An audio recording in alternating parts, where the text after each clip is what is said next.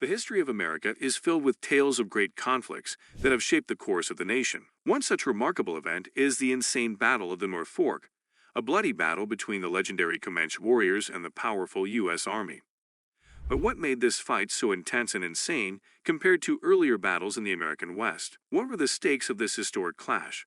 And how did it affect the future of the American West? Get ready for an epic tale of bravery, strategic warfare, and the fight for survival in the wild American West. Let's begin. In the 1870s, the vast southern plains became the site of a bloody fight between Native Americans and the United States Army.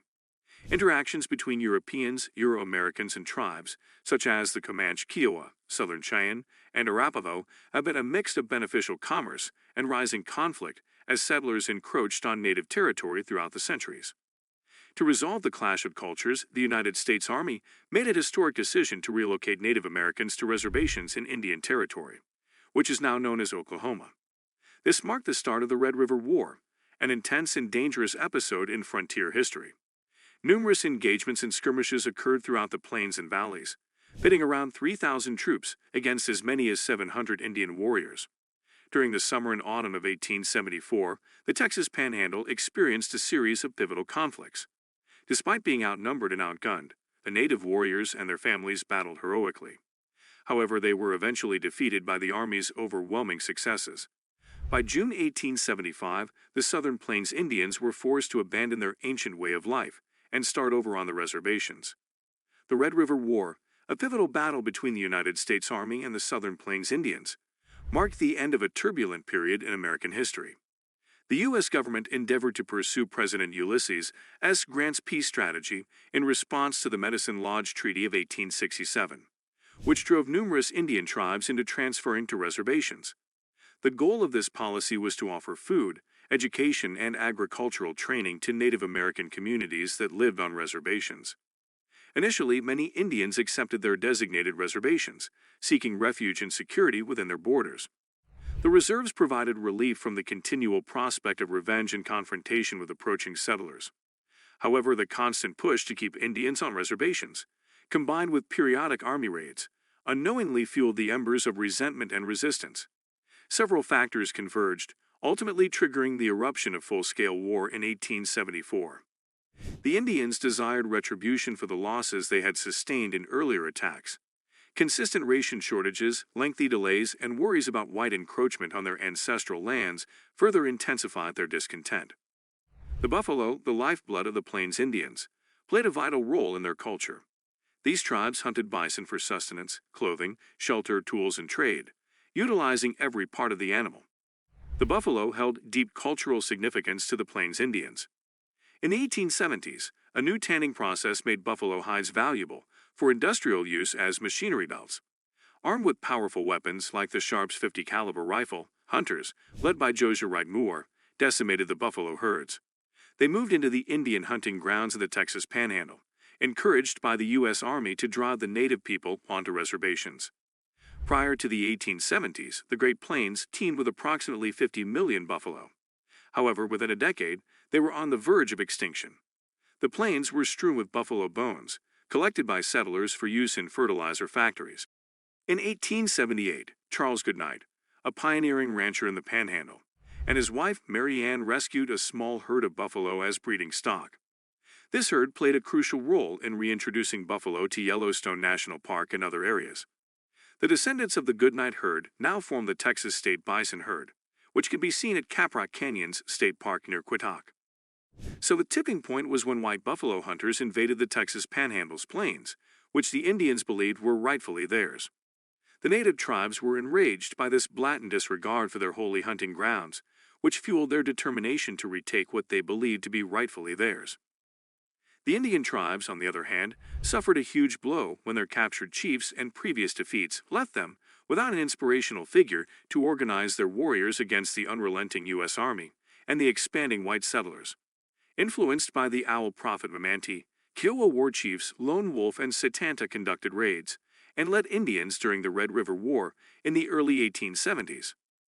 During this critical moment, a charismatic young medicine man from the Comanche tribe named Isatai appeared. Isatai, known for his supernatural skills, acquired respect and influence through a series of incredible deeds. With his newfound power, he convened a gathering of the Comanche, Kiowa, and Cheyenne tribes. With a single goal in mind, they came up with a plan to attack a camp of white buffalo hunters close to the Adobe Walls trade post. This action is today regarded as the official start of the Red River War.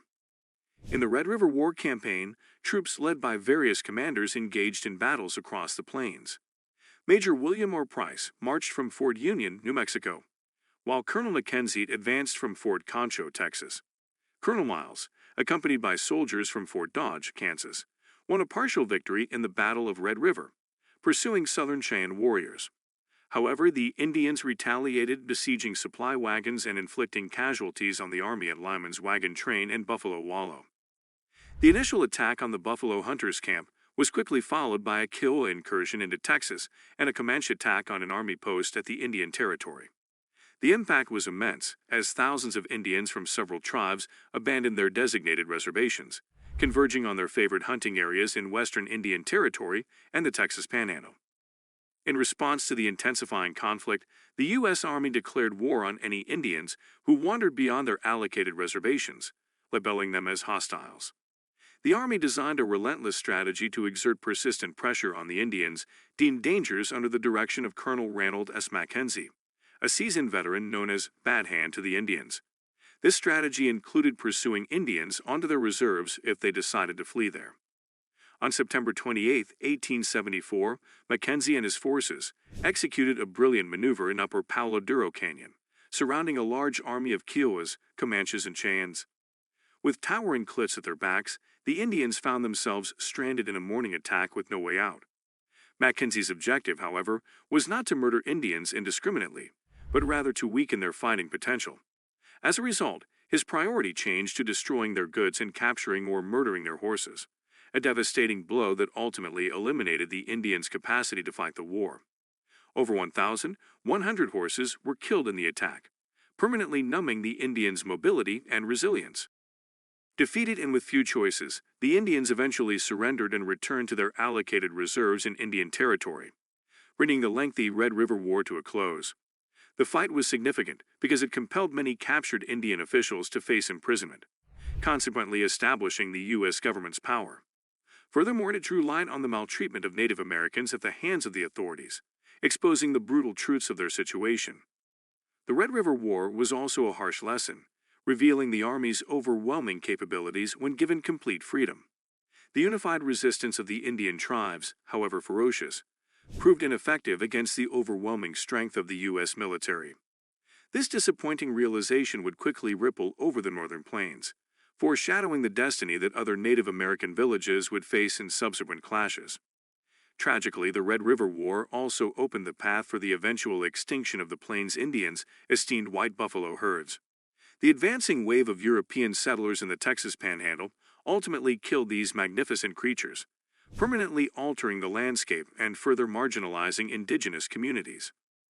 In this enthralling saga of conquest, survival, and cultural clash, the Red River War epitomizes the struggle for dominance in the American West. The end of the war was an important turning point that led to the settling of West Texas by a wave of farmers and ranchers. Towns grew and developed, but other battlegrounds were lost to time or forgotten. However, the Texas Historical Commission launched the Red River War Battle Sites Project in 1998. It planned to commemorate the 125th anniversary of the battle by discovering stories buried beneath the ground. Dedicated archaeologists used metal detectors for 5 years, methodically examining the battlefield artifacts at 6 significant sites: Red River, Lyman's Wagon Train, Buffalo Wallow, Sweetwater Creek, Palo Duro Canyon, and Round Timber Creek. The team also dug deep into the archives, discovering long-forgotten maps and papers from the National Archives and other sources. The project's unrelenting efforts revealed the exact sites of the battlegrounds and infused new life into the stories of the Red River War. The combination of fieldwork and extensive archival study gave new insight into the events of those tense 10 months on the high Panhandle Plains, improving our understanding of this crucial historical clash. The Red River War Battle Sites Project reminds us of the necessity of remembering our history and the sacrifices made by those who came before us. So, what do you think about this battle? Share your thoughts in the comments below.